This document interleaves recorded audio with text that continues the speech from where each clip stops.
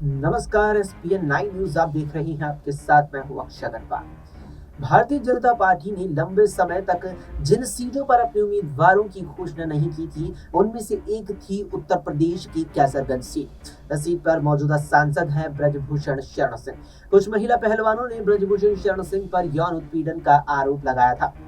भारत की शीर्ष पहलवानों ने दिल्ली के जंतर मंतर पर लंबे समय तक धरना भी दिया। ये मामला अब अदालत में है और इस पर सुनवाई चल रही है। पार्टी ने इस दुविधा का अंत ब्रजभूषण शरण सिंह के बेटे करण भूषण सिंह को टिकट देकर कर दिया है। बीजेपी के इस फैसले के बाद कई पहलवानों ने इस पर अब अपनी नाराजगी जताई है। आंदोलन का नेतृत्व करने वाली साक्षी मलिक ने तो यहाँ तक कहा कि देश की बेटियां हार गई है और ब्रजभूषण जीत गई है। जानकर ये भी बता रहे हैं कि पूरे इलाके में ब्रजभूषण शरण सिंह का इतना प्रभाव है कि बीजेपी उन्हें पूरी तरह दरकिनार नहीं कर सकती।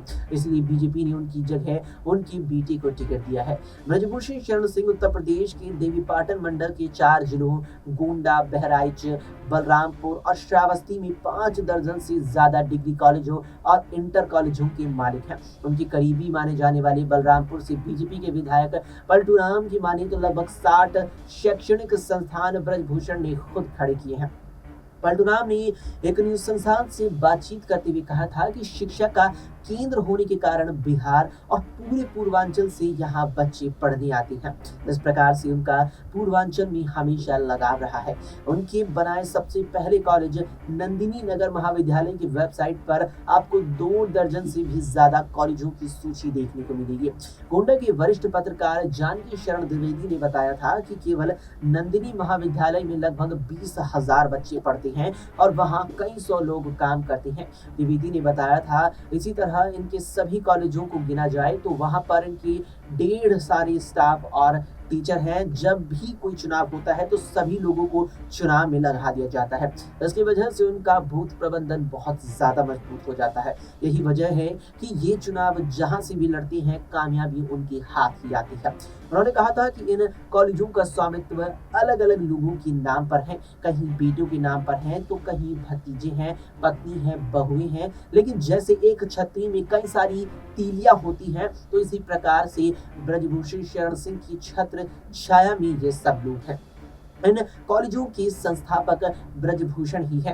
बीजेपी विधायक परशुराम ने बातचीत के दौरान एसपीएन 9 न्यूज से ये भी बताया था कि गोंडा के नंदिनी नगर महाविद्यालय की स्थापना के बाद सिर्फ देवीपाटन मंडल ही नहीं, अयोध्या मंडल और बस्ती मंडल में भी शिक्षा के क्षेत्र में उन्होंने काफी काम किया है। बलरामपुर के छात्र सोनू तिवारी ने कहा था कि वो हमारे गार्जियन हैं। वो एक तरह से गरीबों की मसीहा भी है। हम लोग उनसे जिंदगी भर जुड़े रहेंगे। प्रवेश यादव बिहार से हैं और वो बोले कि ब्रजभूषण के संस्थानों में पढ़ने वाले छात्र उनके व्यक्तिगत जुड़ाव महसूस करते हैं।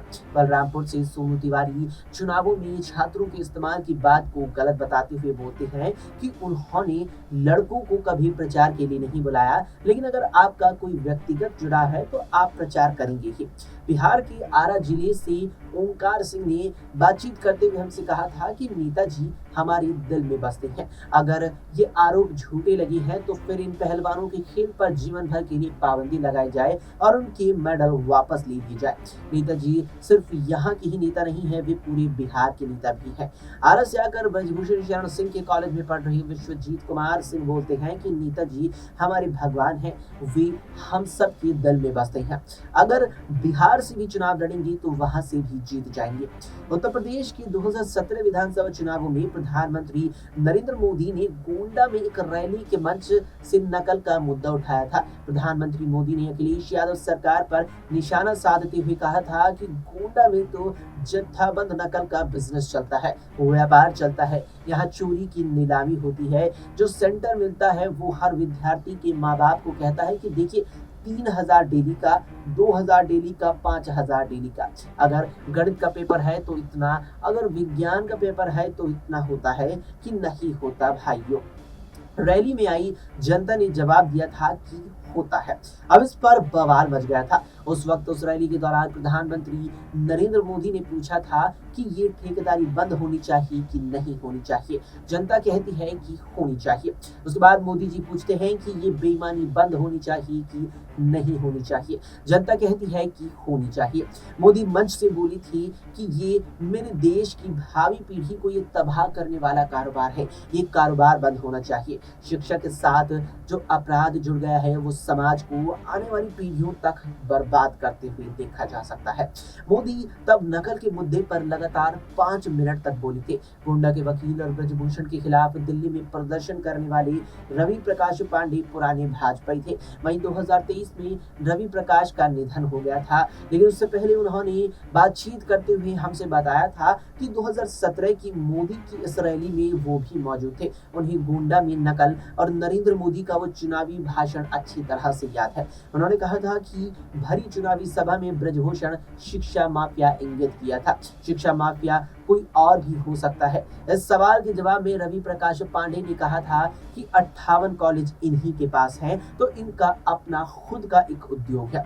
ब्रजभूषण के तमाम स्कूलों में एडमिशन करा लीजिए और सर्टिफिकेट ले लीजिए। लेकिन इन आरोपों पर ब्रजभूषण शरण सिंह ने कहा था, यानी जब ये आरोप ब्रजभूषण शरण सिंह के तमाम स्कूल और कॉलेजों पर लगे, इस पर सफाई देते हुए ब्रजभूषण शरण सिंह ने उस वक्त यानी 2017 के दौरान कहा था कि नकल माफिया हम नहीं है, नकल माफिया थे मुलायम सिंह। आज मैं पूछना चाहता हूं कि अगर नकल के कारण मेरे विद्यालय चलते हैं तो आज भी सबसे ज्यादा संख्या में मेरे विद्यालय ही क्यों हैं? क्योंकि प्राइवेट सेक्टर में हम ही एक ऐसे आदमी हैं जिनके पास पूरे के पूरे टीचर हैं और क्वालिफाइड टीचर हैं। मेरे 50 स्कूल कॉलेज हैं। नकल माफिया के आरोप के बारे में हमने नंदिनी कॉलेज के छात्र प्रवेश यादव से पूछी तो उन्होंने कहा कि नहीं, ऐसा नहीं है, वो गोंडा में सुविधा दे रही हैं।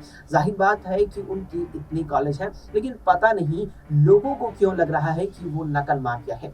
गोंडा के गलियारों में एक बात ये भी सुनने को मिलती है कि गोंडा और आसपास के जिलों में ब्रजभूषण शरण सिंह का जो राजनीतिक कद है वो बीजेपी पर निर्भर नहीं है, उनका अपना दमखम है। यानी कि अगर वर्तमान की इस तमाम परिस्थिति को देखा जाए तो ब्रजभूषण शरण सिंह का अगर टिकट पूरी तरीके से बीजेपी काट भी देती तो भी बीजेपी गोंडा में जीत नहीं पाती, क्योंकि ब्रजभूषण का अपना दमखम है। उनके प्रभाव को बेहतर समझाने के लिए यहाँ हमारी टीम गोंडा में यूपी के निकाय चुनाव वाले मतदान के दिन भी मौजूद थी।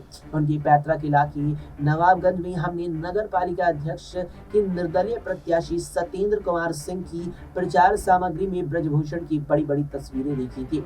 सीएसी लग रहा था कि ब्रजभूषण खुलेआम बीजेपी के प्रत्याशी के खिलाफ निर्दलीय सत्येंद्र कुमार सिंह का समर्थन कर रहे थे, लेकिन सत्येंद्र कुमार सिंह का कहना था कि इस चुनाव से ब्रजभूषण शरण सिंह ने अपनी दूरी बना रखी है। हम लोग उनके अपने बच्चे हैं, ये उनका क्षेत्र है। पोस्टर में लगी फोटो बीजेपी सांसद के नाते नहीं है, वो इस क्षेत्र के अभिभावक हैं। मेरे लिए भगवान स्वरूप है। अगर मैं पॉलिटिक्स में आया हूँ तो 110% ब्रजभूषण शरण सिंह जी की ही वजह से आया हूँ। वहीं बीजेपी के प्रत्याशी जनार्दन सिंह को यूपी जैसी बीजेपी शासित राज्य में भय और खौफ महसूस हो रहा था। उनका उस दौरान कहना था कि गोंडा की राजनीति थोड़ी अलग है, बहुत ज्यादा नहीं कह सकते, लेकिन यहाँ पर थोड़ा डर का माहौल है। निकाय चुनाव की नतीजों में निर्दलीय सत्येंद्र सिंह ने 5100 वोटों के साथ जीत दर्ज की और बीजेपी के प्रत्याशी जनार्दन सिंह को सिर्फ 150 वोट मिले थे। सत्येंद्र कुमार सिंह की निर्दलीय उम्मीदवारी के बारे में गोंडा से वरिष्ठ पत्रकार जानकी शरण द्विवेदी बोली थी कि ये माना जा सकता है कि ब्रजभूषण के इशारे पर चुनाव हुए थे, लेकिन इस बार पहलवानों के प्रदर्शन का एक मनोवैज्ञानिक प्रेशर था, तो शायद उन्हें लगा एक और मोर्चा खोलना मुनासिब नहीं होगा। लेकिन चाहे जो निकाय चुनाव हो या पंचायत चुनाव हो, समय समय पर ब्रजभूषण पार्टी की घोषित कैंडिडेट के खिलाफ निर्दलीय को चुनाव लड़वाते हैं और इस संदेश देते हैं कि अगर हमारे हिसाब से होगा तो होगा, वरना हम अपना रास्ता बनाना भी चाहते हैं। फिलहाल के लिए इतना ही। देश और दुनिया की तमाम खबरों के लिए देखते रहें SPN9।